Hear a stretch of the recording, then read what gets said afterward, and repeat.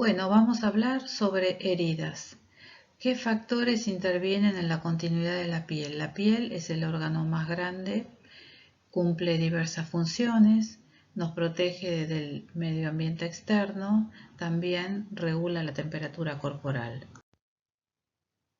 ¿Cuáles son los factores que intervienen en la continuidad de nuestra piel? O sea, para que nuestra piel se mantenga intacta, por decirlo de alguna forma. Uno puede ser la herencia, hay personas que tienen la piel más fina o más gruesa, la genética por algunas patologías que tengan que ver directamente con la piel, la edad en los adultos mayores la piel es más fina, más quebradiza, enfermedades crónicas y también algunos fármacos que a través de la ingesta de algunos fármacos la piel se vuelve más sensible a la exposición del sol.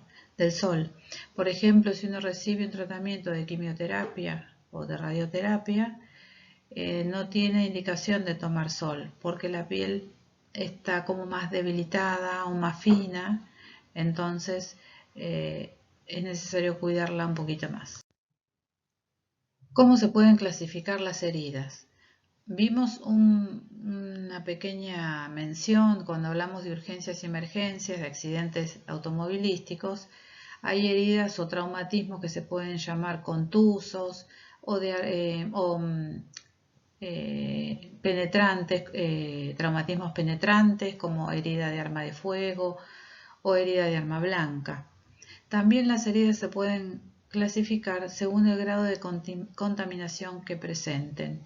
De acuerdo a esto se clasifican en heridas limpias, heridas contaminadas limpias, heridas contaminadas y heridas infectadas.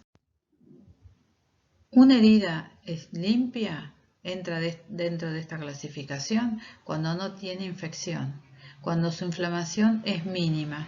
En general son heridas cerradas, no hay pérdida de piel, es una herida, un golpe, un hematoma importante o puede ser una pequeña abrasión que sola se va a autolimitar, o sea, una herida muy pequeña. La herida contaminada limpia es una herida que no presenta signos de infección, pero se refiere a lo que es una incisión quirúrgica, o sea, la herida operatoria, que no comprometa o no se ubique dentro de las vías respiratorias, alimentarias, genital o urinaria, porque estas zonas son de gran riesgo de infección. Por ejemplo, una herida, una cirugía de cadera programada, de reemplazo de cadera o de cabeza de fémur o un reemplazo de rodilla. Todo eso serían heridas contaminadas pero limpias, o sea que no están infectadas. Una herida contaminada es una herida abierta, por ejemplo, un traumatismo óseo en un accidente de tránsito o de moto o en una caída en la vía pública, donde hay una herida abierta que va a tener riesgo de infectarse. Es una herida contaminada todavía.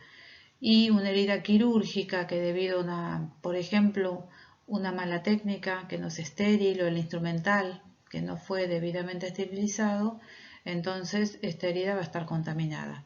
Estas heridas presentan signos de inflamación. Los signos de inflamación son dolor, aumenta el dolor en la zona, rubor, hay enrojecimiento o eritema también se puede denominar, y aumento de la temperatura local. Esos son los 3 signos de inflamación que estas heridas pueden presentar. Y una herida infectada es una herida que tiene tejido muerto y que tiene signos claros de infección, o sea, tiene una secreción, en general es purulenta, o sea que tiene presencia de pus. Igualmente esta clasificación es un poco exhaustiva, simplemente para tener una noción, como un panorama, una visión panorámica acerca de la clasificación de las heridas. Hablamos de cicatrización de una herida cuando hablamos de curación, o sea, cuando el tejido dañado se regenera por sí mismo, significa que la herida está curada. Ahora, la curación no siempre sigue un proceso normal y cicatriza en un periodo de tiempo esperado, sino que a veces, por diferentes factores, la curación puede ser por primera, segunda o tercera intención. Curación por primera intención es la curación que se da normalmente, con el desarrollo del proceso de curación normal, digamos. Cuando los bordes de la herida se aproximan, si es una herida que no tiene sutura, los bordes se aproximan y deja una cicatriz muy pequeña. Puede ser una herida, un corte pequeño, una abrasión pequeña, puede ser en el caso de procedimientos quirúrgicos, una incisión quirúrgica, una cirugía de apéndice, supongamos, tiene la incisión que cierra y luego queda una cicatriz pequeña. Hablamos de curación por segunda intención en el caso de una herida más extensa, más profunda o de diámetro mayor, que tiene una pérdida considerable de tejido. Entonces, como falta ese material, los bordes no se pueden aproximar, no cierra espontáneamente. Entonces, hablamos de que va a curar por segunda intención. Va a demorarse más el tiempo, va a haber una cicatriz más grosera y al estar abierta un tiempo mayor al esperado, tiene tendencia a infectarse. También puede ocurrir en una herida quirúrgica que debido a una infección los puntos de la sutura se sueltan. En ese caso se abre la herida, los bordes no se pueden aproximar y también en este hablábamos de una cicatrización por segunda intención que quedó cortado de la diapo anterior. Cuando una herida quirúrgica, por ejemplo, se infecta, los puntos de sutura, alguno de ellos se suelta, sale el exudado axial exterior, el tejido puede ser una secreción purulenta, cerosa al principio, entonces en este caso, hasta que la infección se cure y la herida desinflame, eso lleva más tiempo aún y hablamos de una curación por tercera intención. La curación atraviesa tres fases: la fase inflamatoria, la proliferativa y la fase de maduración.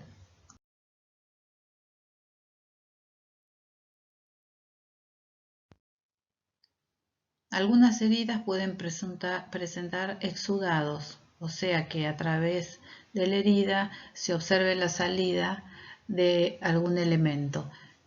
Los exudados pueden ser seroso, purulento o sanguinolento. Si hablamos de exudado seroso, está formado por suero, que es la parte líquida de la sangre. No son los glóbulos rojos. Entonces tiene un aspecto acuoso, puede ser transparente, puede ser rosado y tiene muy pocas células. Una herida con exudado purulento, la secreción que se observa es mucho más espesa que en el exudado seroso debido a la presencia de pus. El pus está formado por leucocitos y está formado por restos de tejido muerto. Su color varía de blanquecino, amarillento o verdoso dependiendo del microorganismo que se encuentre en esa herida. Una herida tiene un exudado sanguinolento cuando hay alguna lesión en los capilares. Entonces la herida abierta puede tener, no significa que sea una hemorragia, puede ser una pequeña pérdida. Inclusive a veces no es sangre sola, sino que es sero sanguinolento, puede ser mezcla de plasma con sangre, puede ser también pus y sangre. Las heridas también pueden complicarse. Es el caso de una hemorragia, una infección, una dehiscencia o una evisceración. La hemorragia, hemos visto en clases anteriores los diferentes tipos de hemorragia, la diferente gravedad de cada una y las acciones, así que esto sería como un pequeño repaso.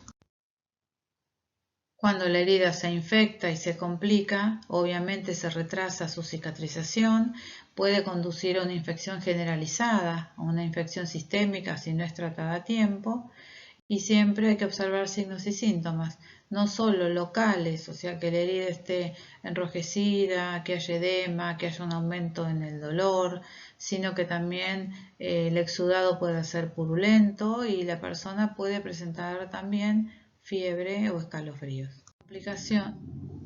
Otra complicación de la herida quirúrgica es la dehiscencia, que cuando hablábamos de cicatrización por tercera intención decíamos que una herida que está cerrada se abre.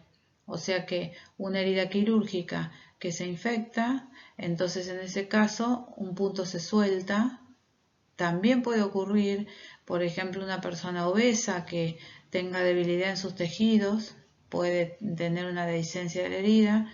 También puede ser alguien con un fuerte acceso de tos en un posoperatorio inmediato. La fuerza, la tensión de la tos en una herida abdominal o torácica puede producir dehiscencia también, o realizar un esfuerzo. Una persona con una herida abdominal, vieron que en general se coloca faja, un movimiento brusco, eso puede hacer que la herida tenga una dehiscencia. La evisceración es una complicación grave, poco frecuente, pero bueno, como para tenerla dentro de la clasificación, es cuando las vísceras abdominales salen a través de la herida quirúrgica, debido justamente a la dehiscencia. Pero no solamente con que sepamos el título y algo, una noción breve es suficiente.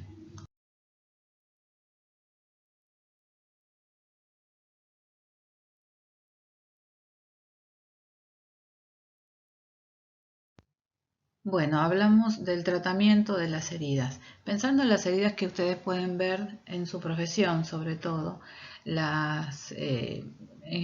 digamos como una norma general, siempre es utilizar el elemento de protección personal adecuado, ¿no es cierto? Siempre el operador debe cuidar su seguridad, eso es lo primero. Después las heridas de preferencia se lavan con solución salina isotónica, en general, que es solución fisiológica al 9%. También se puede hacer lavado con sustancias antibióticas. Y si la curación anterior vemos que la gasa está pegada, no hay que tironear porque se puede lesionar aún más la piel, y lo aconsejable es humedecer por ejemplo, con solución salina para luego poder retirar el vendaje y hacer un lavado.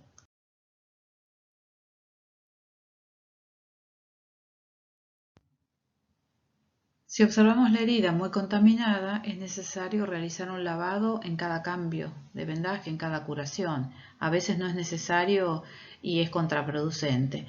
Ahí va la observación del operador, de acuerdo a sus conocimientos, es como tienen que actuar. Lo que es importante siempre en el lavado es ir desde lo más limpio hasta lo más sucio, de la zona más limpia a la más sucia, para no diseminar microorganismos. Y otro punto importante es no utilizar algodón, de preferencia se usa gasa, porque el algodón desprende pelusas a veces diminutas, que pueden quedar adheridas a la zona de la herida.